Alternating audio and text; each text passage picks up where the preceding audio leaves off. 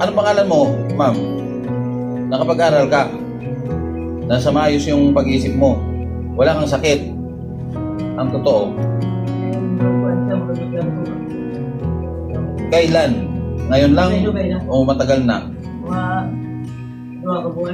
So, nabablangko siya. Nawala sa sarili.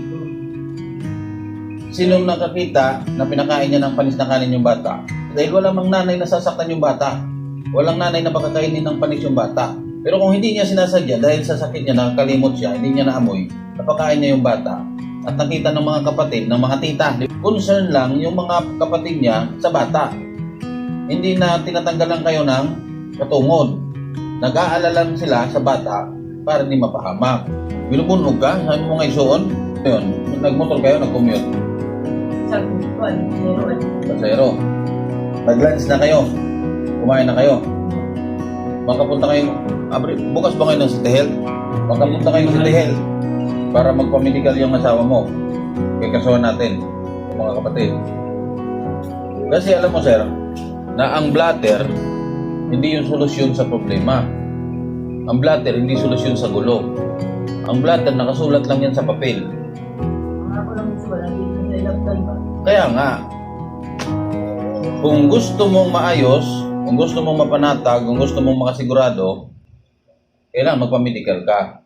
Tatawag ako sa barangay, i-endorse ko kayo doon, papatid ko sa patrol para hindi na kayo mamasahe. Kasi kung sakaling hindi kayo maayos sa barangay, ngayon, ipatawag nyo sila sa barangay. Kasi, ang ginawa ng mga kapatid sa kanya na pananakit, na hospital ba siya? Hindi. Natanggalan siya ng parte ng katawan, wala naman. So, ang nangyari is slight physical injury. Pag nagkaso tayo ng slight physical injury, ang kaparusahan niyan pagkakulong na 1 araw hanggang 1 buwan. Ibig sabihin, mababa yung sentensya, kailangan yung duman sa barangay. Kasi requirements yun sa batas, sa balaod, na pag mga mababang kaso na mababa sa 1 taon na parusa, kailangan duman ng barangay. Ipatawag nyo sa barangay, mag-usap ulit kayo, hingan nyo sila ng dahilan, ng rason kung bakit kailangan lang saktan yung asawa mo na pwede namang intindi na lang, alagaan na lang, alalayan na lang, suportahan na lang, bakit kailangan pang saktan? Babae pa naman. Ang nananakit, babae, lalaki? Lalaki niya, kumubangan nila. Bakit lalaki siya sasaktan niya yung kapatid niya? Sa palagay mo, anong dahilan? Bakit niya sinasaktan yung kapatid niya?